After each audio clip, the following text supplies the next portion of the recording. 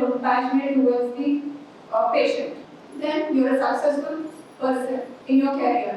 Your medicine ఇచ్చినా లేదా అనే వాళ్ళు గుర్తుండదు. మీరు మంచిగా వాళ్ళతో మాట్లాడారు, అరే నేను అప్పిగలిగిందా, చెప్తే నేను మెల్లగా ఇస్తున్నా ఇది ఇంజెక్షన్, ఇది చెప్తే వాళ్ళకి సగం నొప్పి పోతుంది, సగం రోగం పోతుంది.